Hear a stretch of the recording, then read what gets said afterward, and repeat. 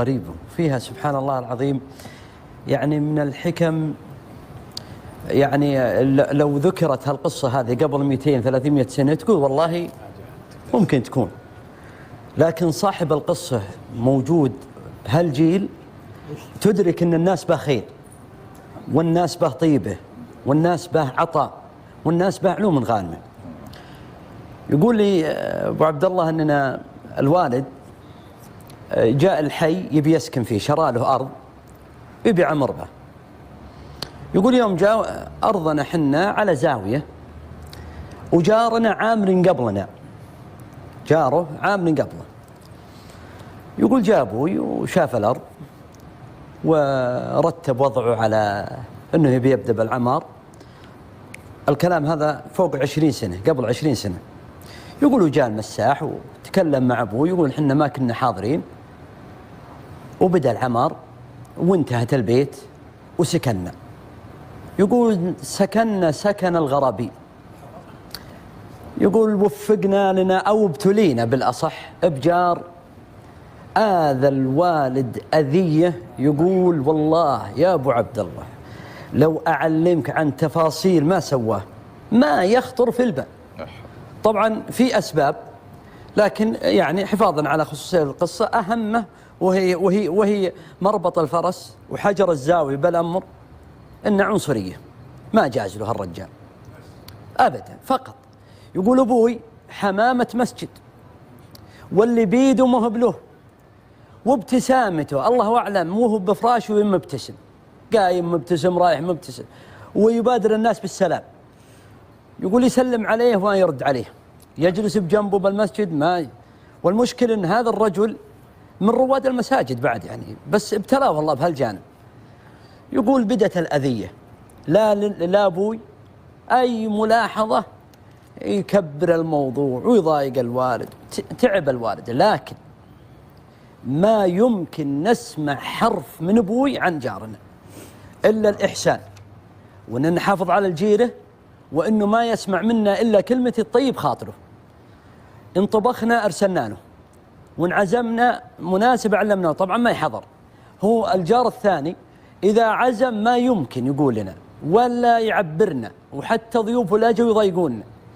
المهم أنه زادت الإشكالية. يقول أن البيت جداره اللي علينا، وهذه مهمة بالسالفة، حط النخل زروع يعني على أجدار المحاذي للبيت. يقول حنا يعني سالكين وماشيين متحملين عشان أبوي. يقول يوم من الأيام من عرض الإشكاليات طلعت دوامي وثر حد عياله معه سكينة ومعه مسمار وهو يشق كفر موتري. يقول أنا والله أني راجع للبيت أبى أشوف بس وش يقابلا، أبى أرضه، أبى أنتهي منهم مرة. يقول إلا أبوي بيطلع يصلي العصر. قال لي وش عندك؟ يقول قرب عيوني إني ناوي شيء. يقول يوم بديت أقوله عن مشكلته قال ولا تلمه، والله الذي لا إله غيره ينكدرت بكلمة إنك ما أرد عليك السلام، ما تستحي. هذا اللي أنت بتؤذيه إذا كانت وصيته فيه وصية أعظم من مشى على الأرض ووصاه أعظم الملائكة. هذا جار، هذا المفروض أنه يرث معنا من عظم وصية. يقول يبدأ يتكلم معي بزعل كأنه هو الآن المخطي. يقول طلع أبوي ومر من عند الولد ولا كأنه موجود وراح للمسجد، وفعلا أنا سلمت أمري لأبوي. يقول أبوي رجل مهيب وعاقل وكبير وطبعا مثقف وفاهم. يقول سبحان الله مضت الأيام، جاء هذا الرجل وقال لأبوي توكل على الله يا أبو فلان، ما نبيك بالحارة بالعرب، بع من الضيقة. قال له أبوي على ذا أبشر، حط بلوحة بس برقم أبوي فقط قبل يعني تنظيم المكاتب العقارية وكذا. يقول الغريب أنه من جاء يبي يشري البيت جو كم واحد ويجلسون مع أبوي، يجوز لهم البيت مرتب وعلى شارعين وكذا، لكن به في جلسة خاصة يجلسون مع أبوي ثم يطلعون والطلعة هي الطلعة، ما يرجعون، ما في بيع. يقول جلسنا فترة على هالوضع ولا في تغير ولا بيعة البيت. ثم زاد الأمر إلى أنه تعب الوالد تعب صحي يعني، ودخل المستشفى، دخل عناية، ثم طبعا ما زاروا جار ولا شافوا ولا، وتوفي جاء الوالد رحمه الله. يقول يوم توفي الوالد، طبعا قبل ما يتوفى من التضحيات اللي سواها هالإنسان العظيم، انه في قريب لهالرجل تمشكل هو وهالرجال، واللي حله ابوي دون علم جاره. يقول يوم توفي ابوي، حنا الان وش اول خطوه؟ نبي نهج عن الحاره من هذا الانسان. لكن يقول سبحان الله ابوي هال20 سنه سوى عندي قالب قيمه حقيقيه في احترام الجار. يقول انا من اول ابى اصفي حساباتي الان مع الجار، لكن يوم توفي ابوي تحملت المسؤوليه بطريقه لا اراديه، لان القيم تزرع، ما هي بيلزمون بها الناس، القيم تزرع بالنفوس. يقول اجتمعت انا واخوتي وقلنا نبي نبيع، شفنا وين الصك، وين نبي نشوف الوضع. قالت الوالده ابى اعطيكم سر، امي قالت يا عيالي الصك عندي ومستأمن ابوكم على حاجه، كل شيء تصرفي فيه الا حاجه واحده لا يطلع عليها مخلوق حتى اتوفى. اذا دفنت وقضيت وجي وقضى العزاء طلعي الصك للعيال، الصك لا يطلع عليه احد ابد، والان ابى اعطيكم الصك. يقول طلعت الصك واخذنا الصك، وظر فيه وصيه عامه طبعا لهم خاصه، وفي ورقه وهذا هو السر مدبوس على صك وريقه صغيره. ابى اقرا جزء منه سريعا، لان الحقيقه هذا الانسان عجيب وغريب، وسبحان الله العظيم تتعجب انه في ناس عندنا مثل هالنماذج هذه. انت معك صوره من نفس لا لا لا ولا بس لا لا لا الرساله؟ الرساله السريعه. لا اله. طبعا يقول بعد الصلاه والسلام على رسول الله، ذريه الكرام بعد الدفن والعزاء، ودعاؤكم لوالدكم بالرحمه والمغفره والانس بقبره، ها أنا أوصيكم بأثمن وصية قد وصاني بها أعظم موصي عرفته البشرية، بأبي هو وأمي، وهو وصاه بها سيد الملائكة عند ربنا سبحانه وتعالى جبريل عليه السلام: الله الله بجاري وأخي، ثم ذكر اسمه، فحقه كبير بحياتي وبعد مماتي، فلا تؤذوه ولا تمنعوه ما يرجوه، أحسن الظن به وأكرموه، فالدنيا قصيرة، ومن ترك شيئا لله عوضه الله خيرا منه. أخبركم بسر لم يعلم به أحد إلا الله سبحانه وتعالى، فجاري الكريم، واسمعوا هذا هو الشاهد، فجاري الكريم قد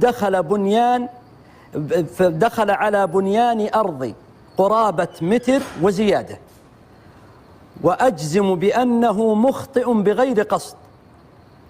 بغير قصد أحسن الظن به، وعلمت بذلك فأبحته ووهبتها له بلحظتها، ولم أخبره بذلك كي لا يتألم.